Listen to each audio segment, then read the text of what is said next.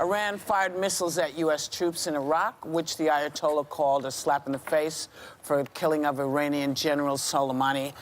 And so far, there have been no U.S. casualties reported, and you know who is set to speak at any second. So if you're watching us on the East Coast, we may disappear for a little while he's talking. But he tweeted last night, "All is well." And so I guess the question to the table is, y'all feeling like that? Like all is well? No, I feel like all is not well, personally. I mean, I was thinking for the very first time, I feared for my children in terms of war. Right. And I haven't really felt like that. And maybe it's because I have a son who will be 18 soon. And I started actually looking up the rules of the draft. And I never thought that I would be doing that. And I have a lot of members of my family that are in the military, and I honor the sacrifice that many of the members of my family have made. I think people on the show have seen my cousin on the show who was maimed in war.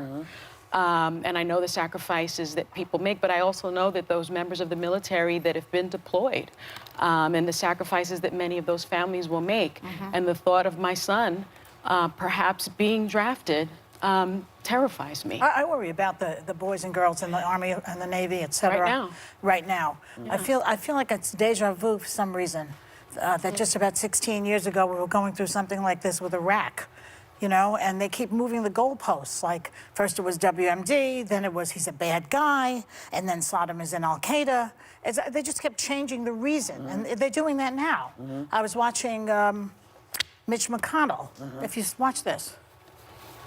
It's the applause on the other side for the demise of one of the most heinous killers who ever stalked the earth. This guy was the worst of the worst. Where is the bipartisan applause for eliminating this threat? Yes, he's a bad guy. He was a very bad guy. But that's not the reason they gave. The reason they gave was there was an imminent threat. Now they're saying we want applause for getting rid of a great guy, for a bad guy. So I don't get it. I mean, it's confusing. Of course, we have a president who lies constantly, so you don't know what to believe. So it makes me very anxious also. And I have a grandson who's going to be 9, and so you worry about these kids. You know what's going to happen to our boys, and they're out there now again. You think about parents and daughters and sons that have already said goodbye to the 3,000 plus that have just been sent back out to the Middle East because of this. I think we have a photo. This is from the U.S. Army paratroopers, the 1st Brigade Combat Team, 82nd Airborne Division in Fort Bragg, North Carolina. We feel unsettled. You can only imagine how unsettled those families feel. And yet, we all agree here we have the most powerful, most selfless military in the entire world. No question. And that is all the more reason, in my opinion, we should be so thoughtful about the conflicts that we put them in and when we put them in harm's way. One of the things I agreed with Trump on when he ran for president was pulling us out of the Middle East. I agreed with him on that.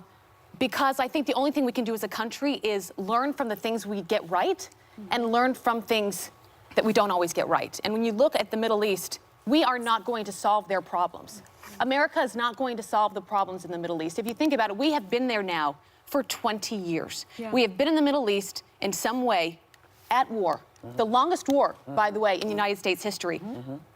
Trillions of dollars, thousands of lives, amazing lives. And it does not, I'm so proud of everyone that has fought for this country.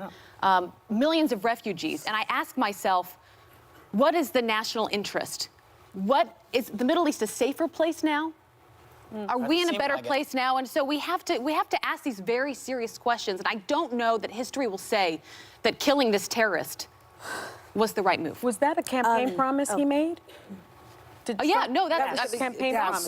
That was one of his big things, as he was wanting to remove us from the Middle East? I'm going to give you two things that should make people feel just a little bit better today. Hafiz Zarif, who's the foreign minister of Iran, tweeted that Iran took proportionate measures last night after the killing of Soleimani, Right. and that they do not seek escalation of war. People like Jake Tapper and Martha Raddatz are also saying and reporting that it's too early to tell if this will be the only reaction from Iran. If you know Iran's capabilities, they more than 100% had the capability to kill American lives last night in every possible way and decided not to. I believe people like Martha Raddatz and Jake Tapper and all the amazing war journalists out there who, by the way, should deserve props for being in the war zone right now. I don't believe that Iran, it's in their interest to continue escalating this. Trump will be speaking very soon. Whether or not Trump reacts, that is the question that remains to be seen.